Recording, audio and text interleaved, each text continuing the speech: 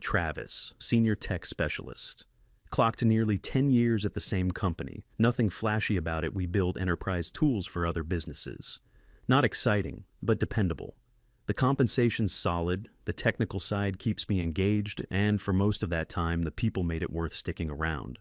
I'm part of the core dev group, the section that keeps everything actually running. The team functioned like it knew exactly what it was doing. At the center of it all was Arthur, our department head.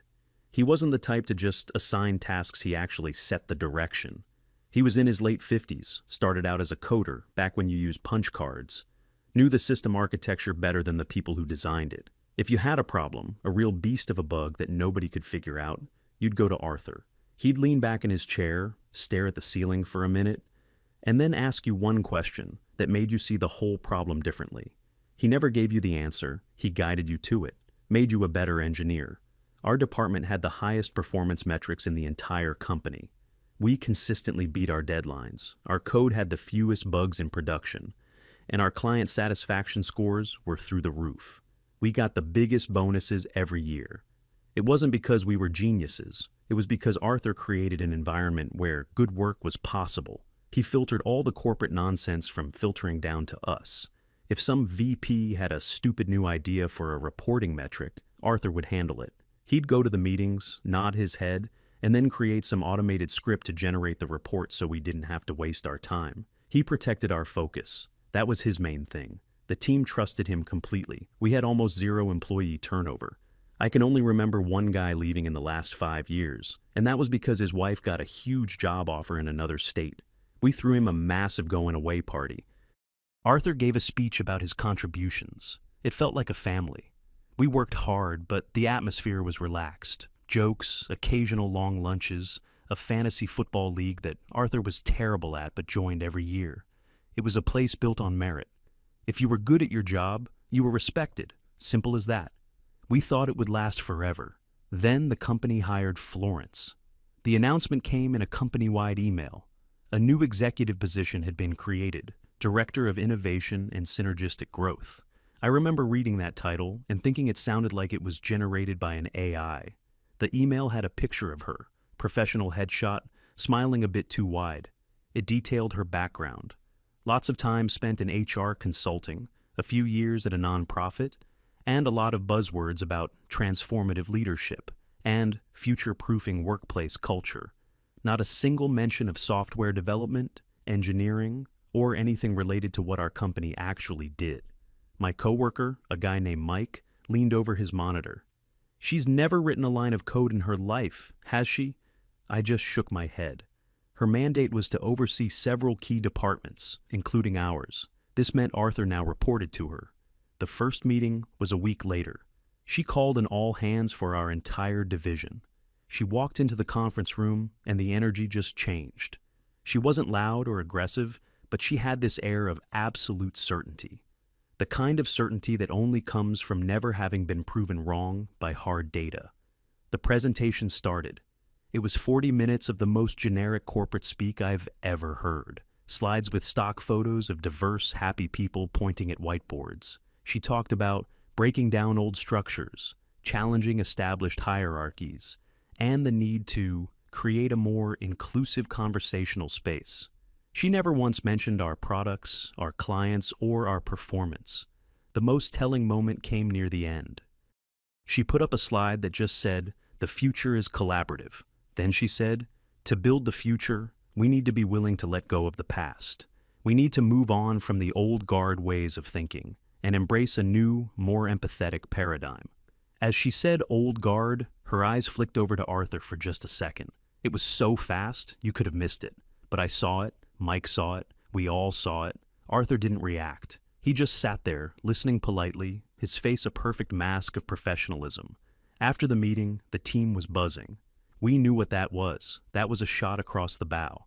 A few days later, the changes started. They were small at first. We got an email from Florence announcing a new mandatory weekly meeting. It was called the Synergy Circle.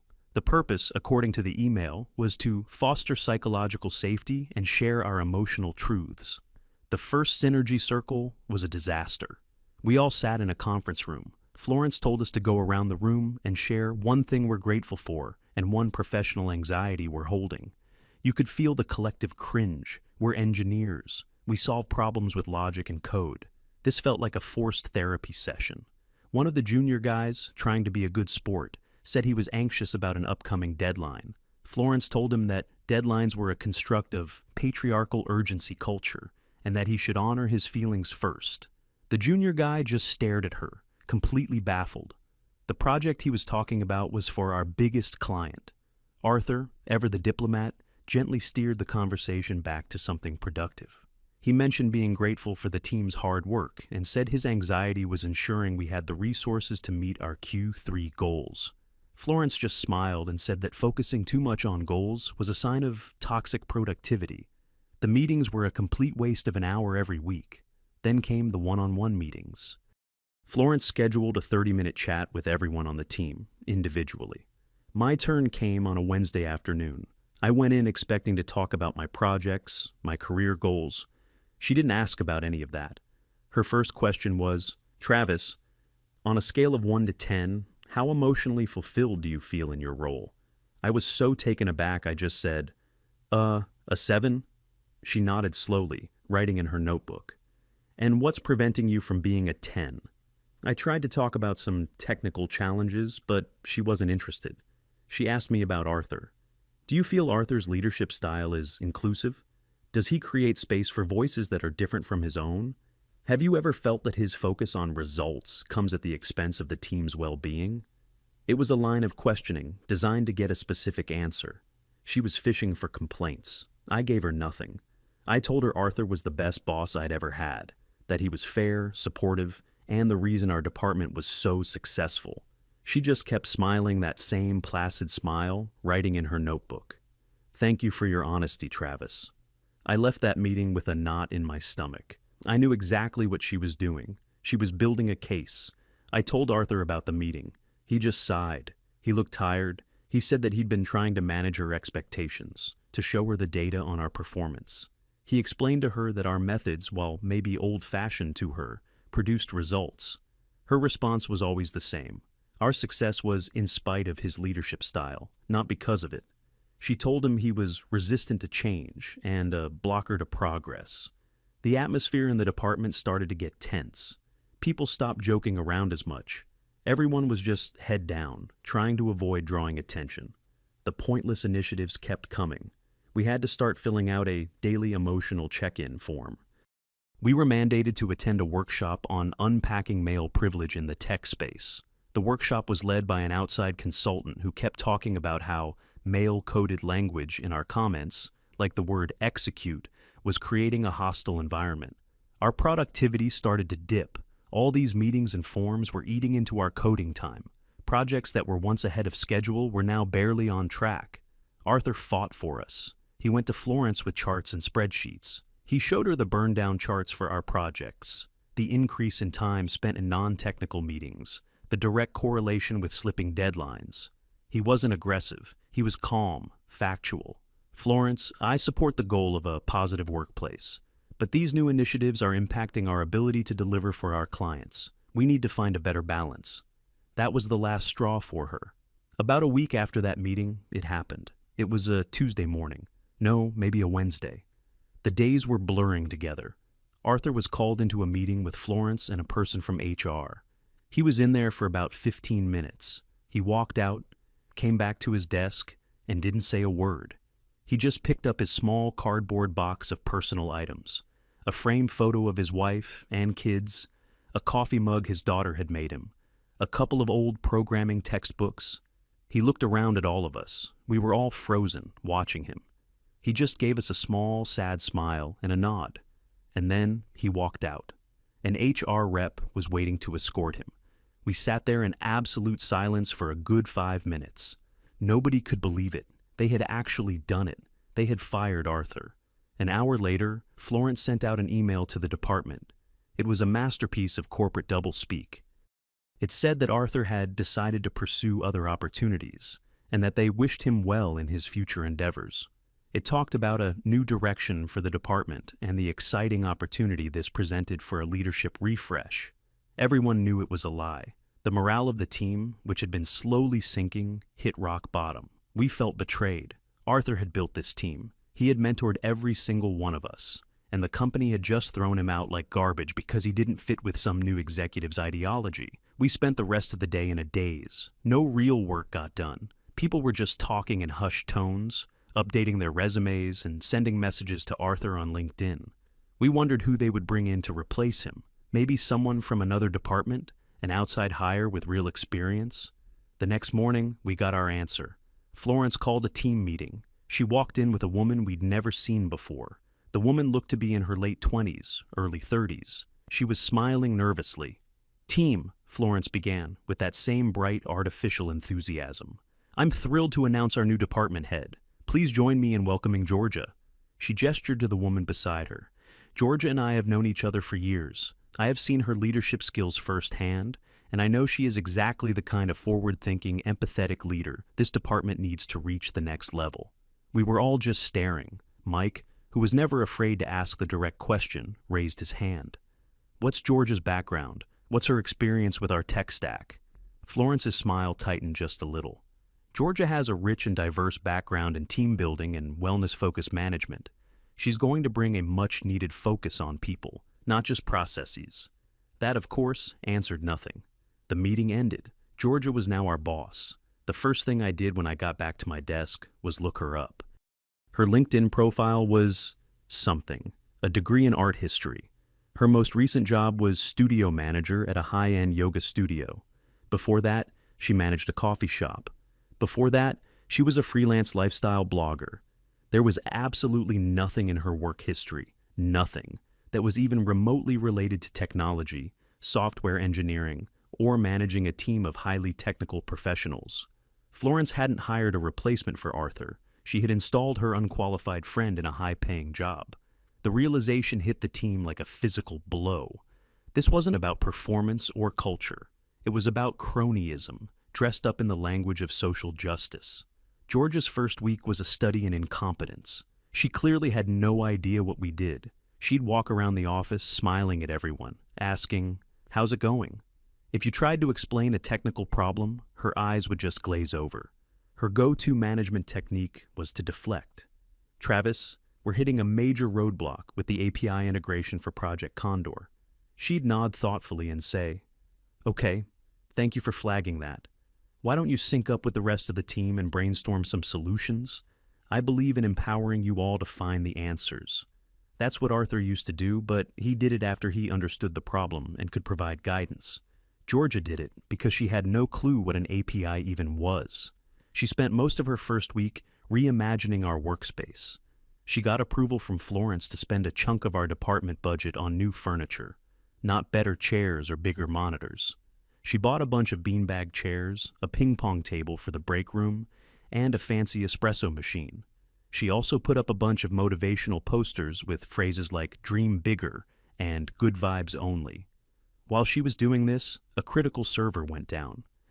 Normally, Arthur would have been in the thick of it, coordinating the response, communicating with other departments, and managing client expectations. Georgia was trying to decide whether the new ficus plant looked better in the corner or by the window. We managed the crisis ourselves, but it took 3 times as long without a competent leader to run interference. Her first technical decision was a monumental blunder. We had a planning meeting for our next big software release. Georgia decided to run it as a free-form ideation session. There was no agenda. She just put on some calming instrumental music and asked everyone to share what's in their heart. We tried to talk about feature prioritization and resource allocation. She kept redirecting the conversation to things like, "But how does that feature make you feel?" At the end of 2 hours, we had accomplished nothing. She then made a decision about the core feature of the release. 2 senior engineers, including myself, strongly advised against her chosen path. We explained in simple terms that it was technically unfeasible with our current architecture. It would require a massive, time-consuming rewrite. Arthur would have listened to that.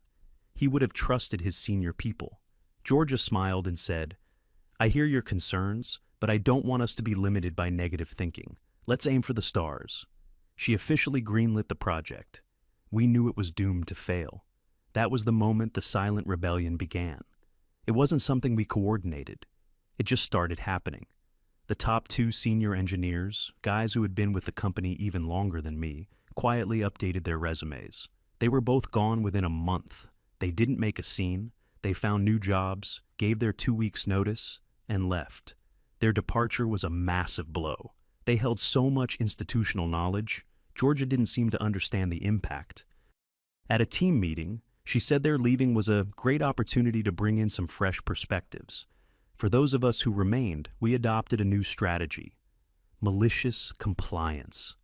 We started doing exactly what Georgia asked, to the letter, knowing it would lead to chaos. She asked for a weekly progress report. We didn't give her the simple one-page summary Arthur preferred. We gave her a 100-page document detailing every single line of code, every bug ticket, every internal email. It was technically what she asked for, but it was completely useless. It would take her a full day to read, and she wouldn't understand any of it. She would give vague instructions in meetings. We need to enhance the user experience. We would take that literally. A junior dev spent a week changing the color of all the buttons in the application to a more calming shade of blue. The feature itself remained broken, but hey, the button was calming. Every request, every decision was now documented in email. No more verbal conversations. We needed a paper trail. When she made a bad call, we would reply, all saying, confirming that you have instructed us to proceed with X, despite the technical concerns we raised regarding Y and Z. It was our only defense. The department, once the pride of the company, was now in a nosedive. Our project velocity slowed to a crawl. Deadlines were no longer just missed. They were forgotten entirely. The aim for the STARS project that Georgia had approved was a black hole, sucking up resources and producing nothing. Client complaints started rolling in. First it was emails, then phone calls. Then a major client threatened to pull their contract. Georgia's response to this was to organize a mandatory mindfulness and meditation session for the team to help us cope with the stress. We were all sitting there on yoga mats, being told to breathe deeply, while our biggest account was on fire. Florence was completely insulated from this. Georgia was obviously feeding her a steady diet of nonsense. In the divisional meetings, she would present beautiful PowerPoint slides made by our marketing intern, full of buzzwords about cultural transformation and team empowerment. She talked about how much happier and more engaged our team was, now that we had beanbag chairs and a ping pong table. She never showed the performance metrics, and Florence, who only wanted to hear that her grand experiment was a success, believed every word of it. She saw the departure of our best engineers as a positive sign that she was successfully weeding out the resistance. The rest of the company was starting to notice, though. The sales team was furious because the product was buggy and new features were delayed indefinitely. The customer support team was overwhelmed with tickets from angry clients. We, the engineers on the ground, were stuck in the middle. We were watching the thing we had built with Arthur crumble to dust, all because one executive wanted to give her friend a job. We knew it couldn't last. Something had to break. We just didn't know how spectacular the implosion would be. The slow-motion train wreck continued for the next couple of months. Our department became an island of chaos. We stopped collaborating with other teams unless we absolutely had to. We knew our work was garbage, and we were embarrassed. We were also trying to protect the good people in other departments from the fallout. Georgia, meanwhile, was living in a different reality. She genuinely seemed to believe that things were going well. She'd walk around telling us how much the vibe of the department had improved. "I just love the energy in here now," she'd say. "It's so much more collaborative and less intense." We weren't collaborating. We were emailing each other from 10 feet away to create a paper trail of her bad decisions. The less intense part was just the quiet hum of people browsing job sites. The first major, public crack in the facade happened during a client call. It was with our second biggest account. Let's call them Megacorp. They were getting increasingly frustrated with the delays on their project. Their account manager demanded a meeting with our department head to get a firm timeline. So Georgia had to join the call. Myself and another senior guy, Dave, were there for technical support. It was a bloodbath. The lead from Megacorp, a sharp guy named Ken, did not mince words. He laid out a list of missed deadlines, bugs that had been in the queue for weeks, and a total lack of communication. Georgia tried to use her usual tactics. She started talking about reframing our partnership, and co-creating a journey towards success. Ken was not having it. "Georgia, I don't need a journey. I need a working data import feature that was promised to my boss 6 weeks ago. What is the status of that feature?" Georgia had no idea. She looked at me and Dave with panic in her eyes. She turned back to the camera. "That's a great question, Ken. I'll empower my team to speak to that. Travis," she threw me right under the bus. I unmuted myself and gave Ken the real update. I told him the feature was blocked because of a fundamental architectural flaw that we had identified months ago, but the decision was made to proceed anyway. I told him a realistic timeline was another 2 months, best case scenario, and would require pulling developers off 2 other projects. I was polite, professional, but I did not sugarcoat it. There was a long silence on the call. Ken just said, "Thank you, Travis. That's the first straight answer I've gotten in 2 months." He then turned his attention back to Georgia. "So, to be clear, your team knew this wouldn't work. You pushed ahead anyway. And now you're going to be 3 months late and it's going to delay our entire product launch?" Georgia started to stammer. "Well, I wouldn't frame it as a failure. More as a learning opportunity." Ken cut her off. "I'll be learning about this on my call with your VP of sales tomorrow." He ended the call. As soon as the line was dead, Georgia looked at me. The friendly, smiling mask was gone. "What was that? You made me look like a fool." I just stared back. I told him the truth. "What did you want me to do, Lai?" "You should have been a team player," she said. "We need to present a united front." That was the moment I stopped seeing her as just incompetent. She was actively malicious. She wanted me to lie to a client to cover for her mistake. The fallout from that call was a slap on the wrist. Florence swooped in to do damage control. She had a call with Ken and the VP. She must have spun some incredible story about growing pains and strategic realignment, because nothing happened to Georgia. Instead, Florence sent an email to our department about the importance of unified messaging and managing client perceptions. It was a warning shot, aimed directly at me. The next brilliant idea from Georgia was a mandatory off-site team-building retreat. Because our department's problem was clearly that we didn't like each other enough, she spent thousands of dollars from our dwindling budget to rent a cabin by a lake for a day. We had to drive 2 hours out of the city to get there. The entire day was a series of excruciating HR-approved exercises. We did trust falls. I literally had to let myself fall backwards into the arms of my coworkers. We had to go around in a circle and say what we admired about the person to our right. The whole time, I'm getting frantic emails on my phone from the support team about another server outage.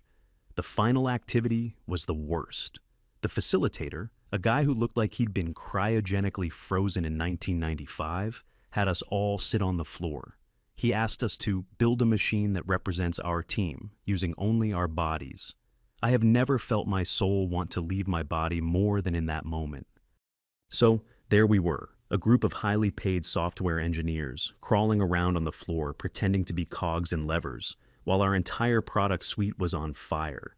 The ride back to the city was silent. We were all completely defeated. This retreat was a turning point for a few more people.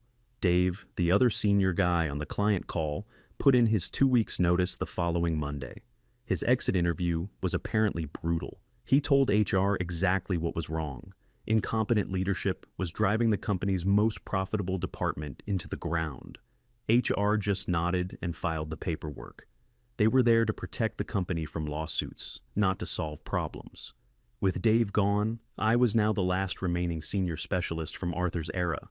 I became the de facto repository for all the knowledge. Georgia started relying on me for everything, which I hated. She'd call me into her office 10 times a day to ask basic questions she could have Googled. "Travis, what's a pull request?" "Travis, the sales team is asking for our API documentation. What do I send them?" I would answer her in the most dry, technical way possible. I gave her no more and no less than what she asked for. My malicious compliance became a high art. The quarter was drawing to a close, and we all knew the numbers were going to be horrific. Our team's performance was measured by a set of key metrics: features shipped, bug resolution time, system uptime, and client satisfaction. Under Arthur, we were green on all of them, every single quarter. I had access to the dashboard. I watched the numbers. Features shipped was down 60%. Bug resolution time had tripled. System uptime was at its lowest in 5 years. Client satisfaction was a sea of red. A week before the official quarterly review meeting, Georgia called me into her office. She had a printout of the metrics dashboard in front of her. For the first time, she looked genuinely worried. "Travis, these numbers, they don't look right." "Those are the numbers," I said. "The system pulls them automatically. They're accurate." "But why are they so low?" I almost laughed. "Because our 2 best engineers quit. Because we spent the last 3 months on projects that were technically impossible. Because our time is spent in synergy circles and filling out emotional check-in forms instead of writing code." I laid it all out. I wasn't emotional, just factual. She just stared at me. The reality was finally starting to penetrate her bubble of corporate wellness jargon. "Florence is going to be furious," she whispered. "Probably," I said. Then she said something that sealed her fate in my mind. "We need to fix this. We need to frame this data in a more positive light." She wasn't asking to fix the problems. She was asking to manipulate the report. "I don't know how to do that," I told her. "The data is the data." I left her office. A few days later, we saw the quarterly report she and Florence had put together for the executive team. It was a work of fiction. They had cherry-picked vanity metrics. Instead of features shipped, they had a metric called innovative ideas brainstormed. Instead of bug resolution time, they had a chart showing the increase in interdepartmental communication, which was just a count of how many pointless meetings we'd been forced to attend. They presented the departure of our senior engineers as a successful cost-saving measure that streamlined the team. It was so dishonest, it was breathtaking. The executive team, who only wanted good news, bought it. For a little while, it seemed like they were going to get away with it. But you can't lie to the market. The final nail in the coffin was our biggest client, Project Condor, the one I'd warned Georgia about. They had been with us for over 10 years. They were a massive part of our annual revenue. After the disastrous client call with Megacorp, word had gotten around. The account manager for Project Condor started asking hard questions. He wanted to see a demo of the new features he'd been promised for the end of the year. Of course, those features didn't exist. Georgia and Florence tried to stall. They told him the features were in a beta testing phase and not ready for a demo. They offered him a discount on his next renewal as a sign of good faith. The client was old school. They didn't care about discounts. They cared about a product that worked. Their CTO requested a technical deep dive with our development team. Florence, knowing Georgia couldn't handle it, tried to block it. She told them our engineers were too busy working on delivering value to be pulled into meetings. This was a massive red flag for the client. They knew something was wrong. Around that time, the client's CTO happened to run into Arthur at a tech conference. Arthur was now working for a competitor, and by all accounts, he was thriving. I don't know what they talked about. Arthur would never say. But he was a man of integrity. I'm sure he was professional. He probably didn't even have to say anything bad. The CTO likely asked him, "Hey, what's going on over at your old company? Things seem off." Arthur probably just gave a polite non-committal answer, and that was enough. A week after that conference, the email landed. It was from the CEO of Project Condor. It was addressed to our CEO. It was a formal notice that they would not be renewing their contract. The email cited a complete collapse in product quality, missed deadlines, and a total lack of competent technical leadership. The loss of that contract was an earthquake. It wasn't something you could hide in a PowerPoint presentation. It was a multi-million-dollar hole in the company's revenue. News travels fast in a corporation. Within an hour, everyone knew, not just the details, but the exact wording from the email. A complete collapse in product quality. A total lack of competent technical leadership. The words were a direct indictment of everything Florence and Georgia had done. People I hadn't spoken to in months were stopping by my desk. "Hey, Travis, did you hear?" I just nodded. There was no celebration, no high fives. It just felt heavy. We had all watched this happen. We had seen it coming from a mile away. And now, the inevitable had happened. We had lost our best client because the company decided that ideology was more important than competence. That afternoon, a calendar invitation appeared in my inbox. It was from the executive vice president, the big boss, the one who reported directly to the CEO. The meeting was for the next morning. The only attendees listed were the VP, Florence, Georgia, and me. The subject line was just one word: Project Condor. I looked at that invitation for a long time. I knew what this was. This was the reckoning. I wasn't nervous. I wasn't even angry anymore. I just felt a cold sense of calm. I had all my emails saved. I had all the data. I wasn't going to have to say a thing. The facts were going to speak for themselves. I went home that night, and for the first time in months, I slept soundly. The storm had finally arrived. The next morning, I walked into the top floor conference room. The VP was already there. He was a no-nonsense guy, an engineer by training who had come up through the ranks. He cared about one thing: results. He didn't say hello, just motioned for me to sit. Florence and Georgia came in a minute later. They looked like they hadn't slept. Florence tried to start with a cheerful, "Good morning." The VP just stared at her until she sat down. He slid a single piece of paper across the polished table. It was the termination email from Project Condor. "Explain this," he said. His voice was quiet, which was much scarier than if he had been yelling. Florence launched into her prepared speech. It was all damage control and corporate jargon. This is obviously a disappointing outcome, but it's also a learning opportunity. The client's needs were shifting. There was a misalignment of strategic priorities. We were already planning to pivot our resources. The VP let her talk for a full minute, his face like stone. Then he held up a hand to stop her. He turned to me. "Travis, you're the last senior man standing from Arthur's team. You've been here through all of this. I want the truth. No PowerPoints, no buzzwords. What happened?" This was it. I looked at Florence, then at Georgia.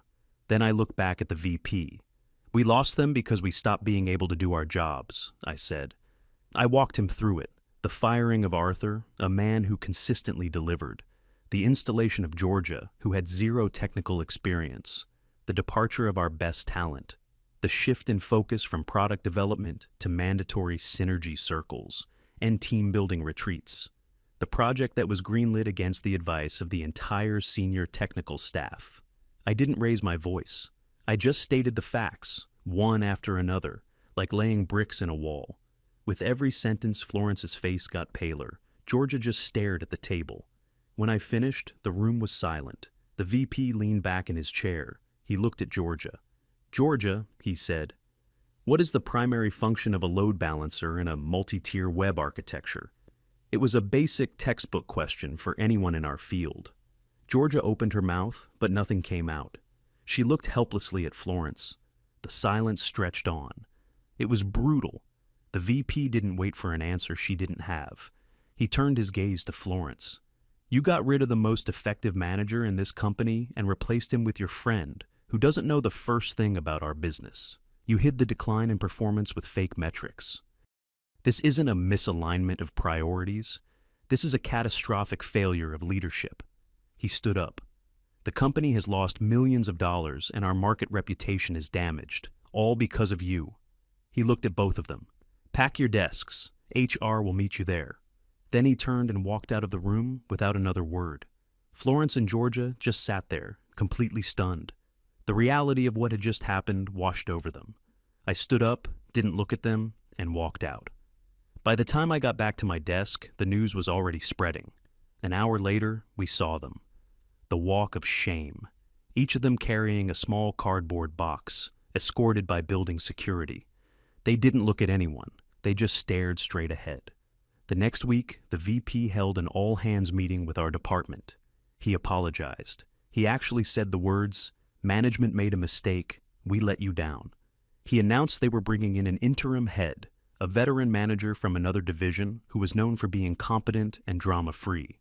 The atmosphere in the department instantly lifted. It felt like we could breathe again. A few weeks later, I was on LinkedIn. I saw that Arthur had updated his profile. He had been hired as a director of engineering at one of our biggest competitors. And I saw in his network that the 2 senior engineers who left first were now working for him. They had rebuilt the core of their old team. Good for them. It took our department the better part of a year to recover. We had to rebuild trust with our remaining clients and hire new talent to replace who we'd lost. The beanbag chairs and the ping pong table are still here. Nobody uses them. They're just a quiet reminder of a time when the people in charge thought that a good vibe was more important than a good product. I'm still here. The work is getting back to normal, but something was lost. the sense of loyalty, the feeling that the company had your back. We learned a valuable lesson. You can't fake competence. Eventually, reality always sends you the bill.